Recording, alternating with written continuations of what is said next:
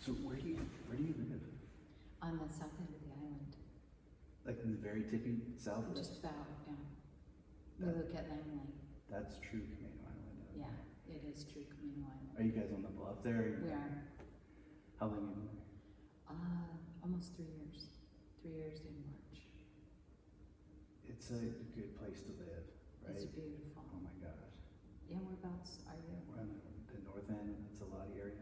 Oh yeah, that's beautiful. Yeah, I think we've been here, well, in that house 5 years, but 6 years on the island. It's just amazing. Yeah, I love the community feel. Yeah. I lived in Kirkland, and there was a lot of community feel there, but it was city. Yeah, definitely. Definitely city. And out here, it's just so different, you know? You hear the wind blow. Yeah.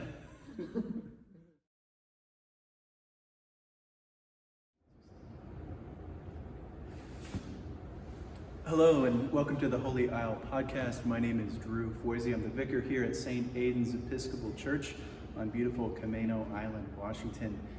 It is my pleasure to welcome to the podcast Kathy Moe, the Stanwood-Camano Food Bank Executive Director. What a pleasure that is. Kathy, welcome to the Holy Isle podcast. Again, round 2. So it's good to see you and to do this for a couple takes, I think. But just tell me how things have been for you since this COVID thing hit back in February. I think March we went into this 2-week lockdown, and we thought, okay, well we'll get control over it in 2 weeks, and then it'll be over by April, and then it's April, and then it's May, and then it's June. What was that like at the food bank? Well, we haven't stopped at the food bank. It's just go, go, go. We had to change the way we did things. It's all curbside. We did have to close the thrift store for 3 months, which is a significant amount of money that the food bank wasn't getting. So that's about $70,000 in revenue that we were missing. But everybody rallied together. We sent home all the 65 and over volunteers and our executive director at the time, Len Ayers, so they could be safe. And we just took the ball and ran with it. So at that time, you were the operations manager. I was the operations manager. And you had Lynn, the executive director, quarantining at home, and you kind of took some reins. We kept constant contact over the phone and via email, and it was an ever-changing process. Every day we were like, oh, how are we going to do this today? Yeah. And then we finally got our groove on and got to it. Figured out how we were going to do it. And, yeah. And to keep the members safe. You know, keeping them with masks on. And in the beginning, there weren't masks. There was just keeping social distance. So trying to keep people apart. And, it was, now that I look back on it, it was a tough time, but we managed to get through it. Thanks to a lot of great volunteers in the community. Amazing volunteers. We have a handful from St. Aidan's that talk about volunteering and love it, and I'm so glad they're down there. You guys do such amazing work. It must have not been easy at the start there. Oh no, it was hard.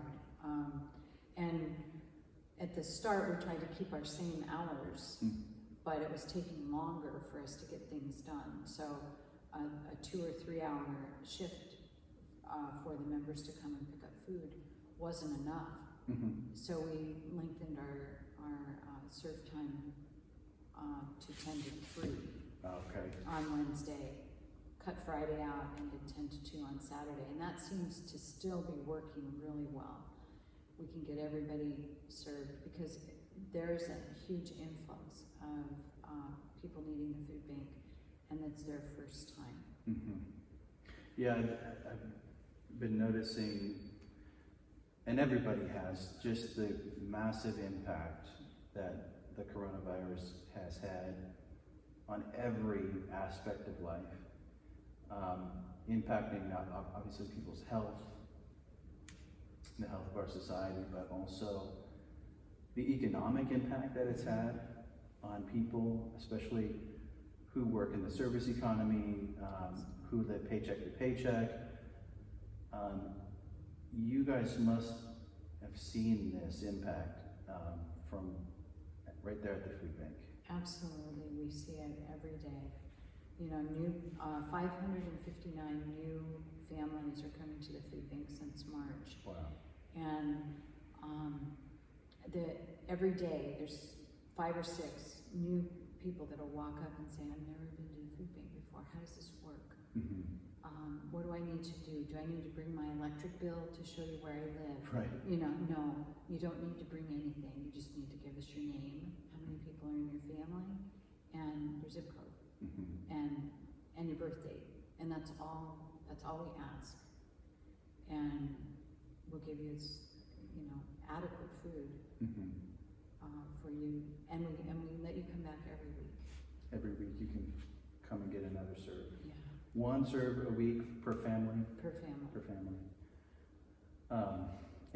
Before this, you guys had just transitioned, I think, to a more grocery store model, right? Where members could come and essentially shop, Oh, yes, right? it was so nice. That must have been I really. love those days. Those days. Yeah, we just don't have the space in the building to be able to allow for social distancing. Mm-hmm. We're afraid somebody might get sick, and we're very proud of the fact that no one has been sick that has volunteered or worked at the food bank or the thrift store. Mm-hmm. We've all been healthy. And the members that have gotten COVID, there have been members in the community that have gotten COVID, and give us a call, and we will deliver. And it's usually me Wow. that does the delivery. I don't want to. Do they know how special they are? That's pretty good. I just don't want anybody else to take that. Take that risk. chance. Yeah. Wow.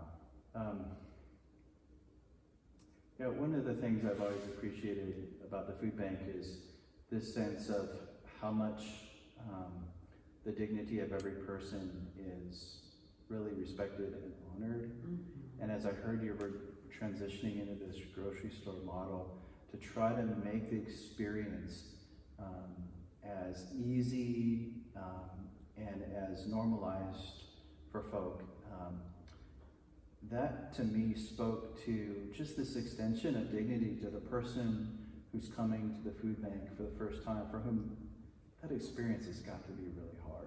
You know what I mean? Oh, we hear about that. We get emails periodically from people that have come to the food bank and said that they didn't know what to expect, and they felt like they were going to be humiliated, and really they felt the warmth of our hug. And even now with COVID, I mean, you can't be hugging people and you can't get too close to anyone, but we still greet them, and they can see the smile in our eyes even with our masks on. And there are volunteers out on curbside to help them load their groceries and talk to them, because everybody is feeling a little disconnected these days. Absolutely. Again, that piece, just recognizing that piece and the sense of disconnection. And you guys are part of this instrument of connection,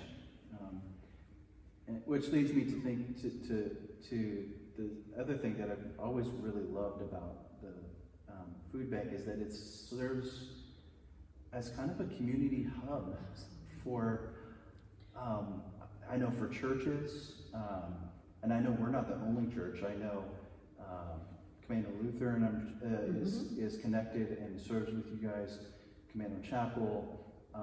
The food bank really draws so many people together, and I just think that is fantastic. Oh, yeah. Well, we're very accepting of everyone. Yeah.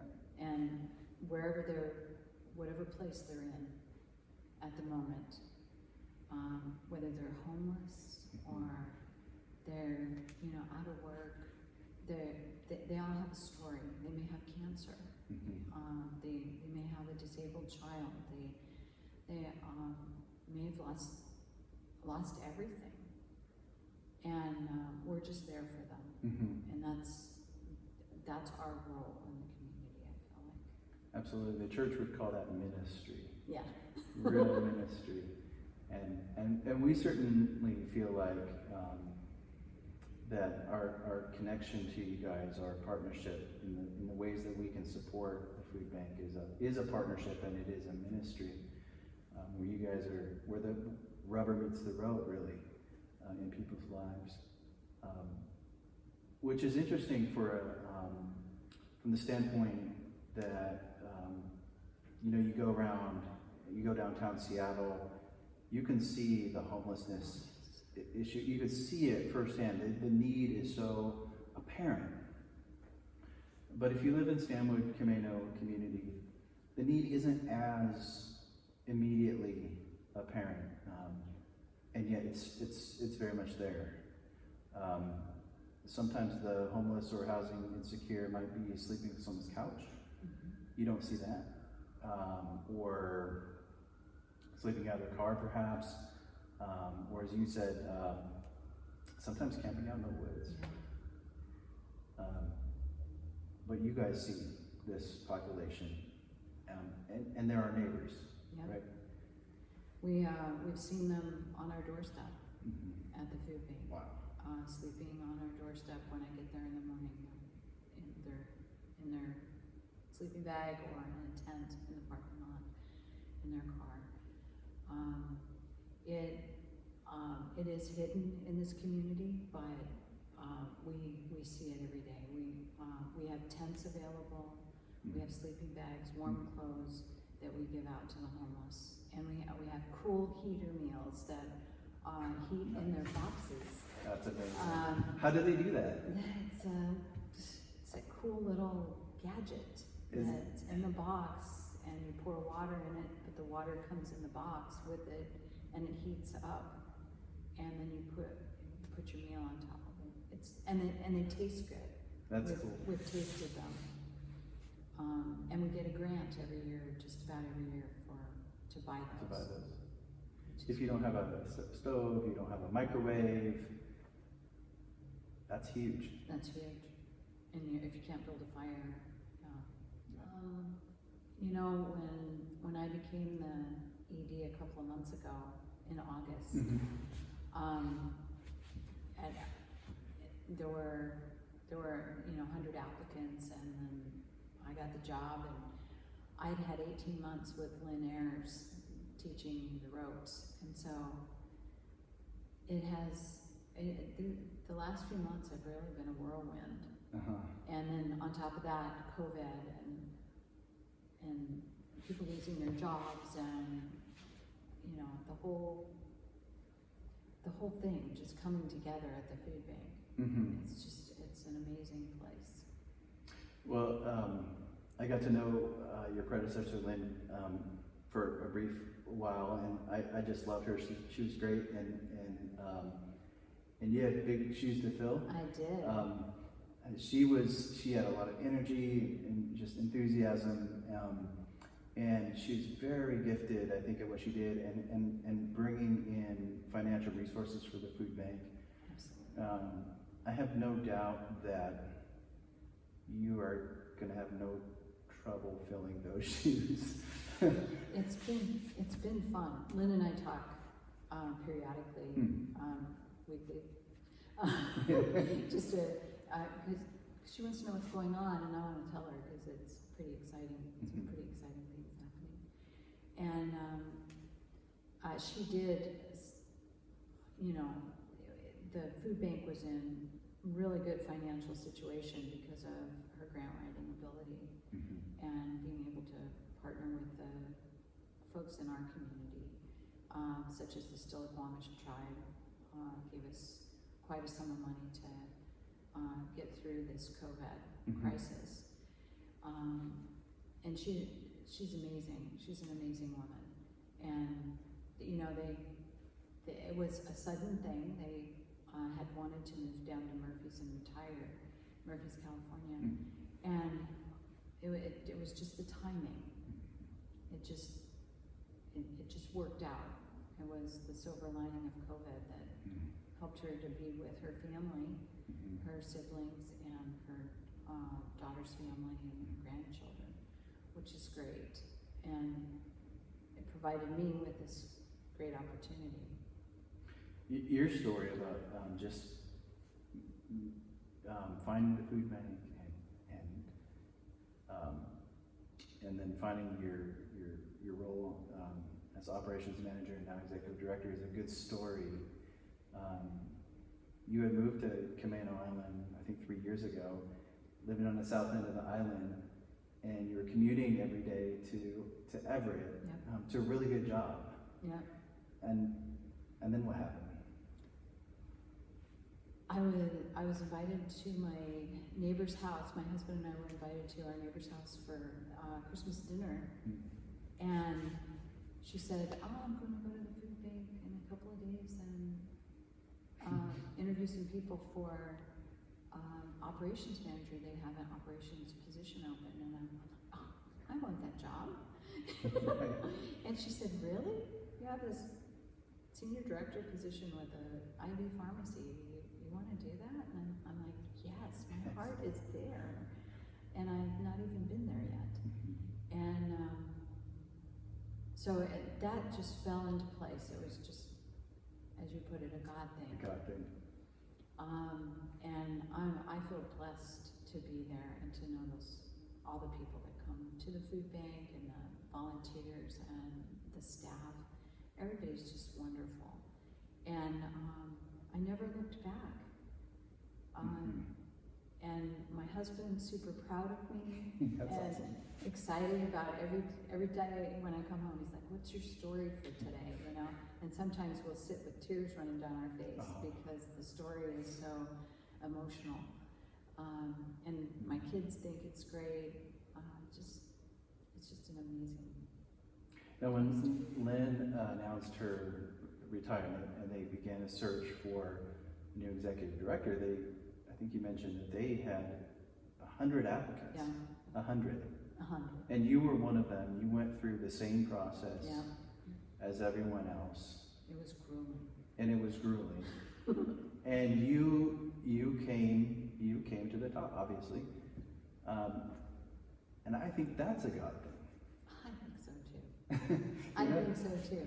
And the newspaper did an article about my promotion, and they said, love for the food bank moves Moe to the top job. And I thought, that's so true. I so love the food bank.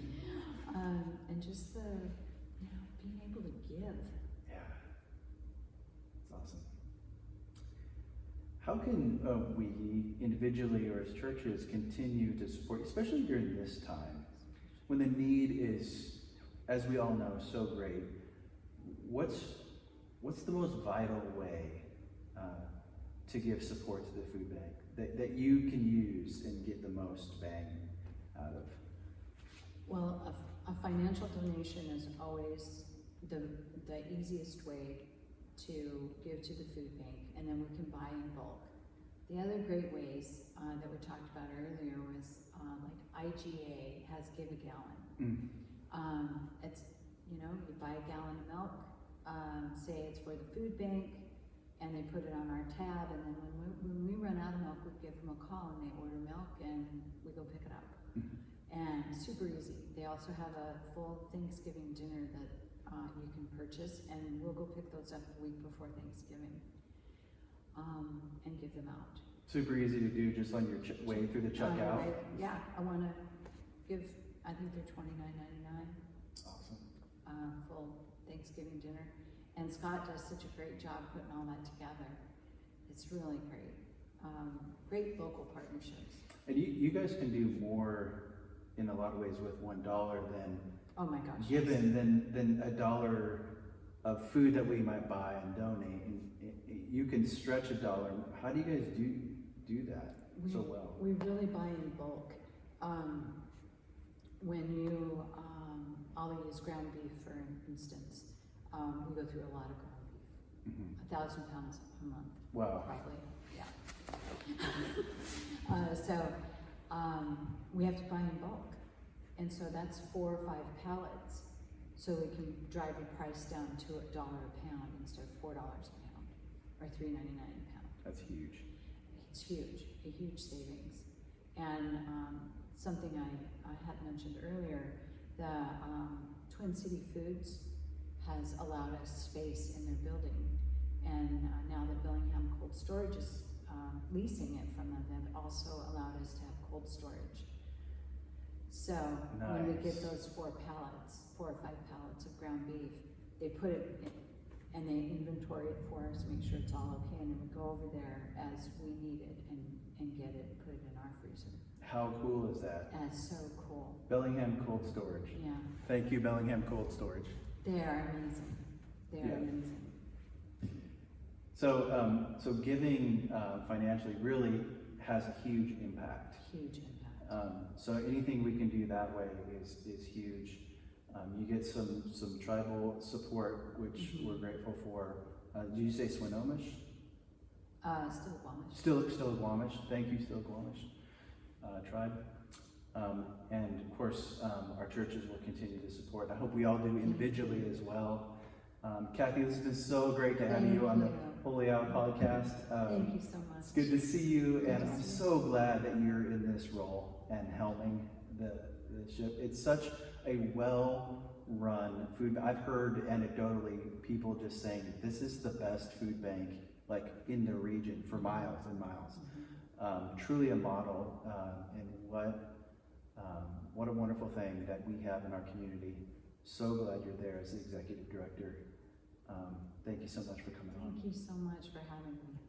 Yeah. That's it, guys. We'll see you next time on the Holy Isle podcast. Bye for now.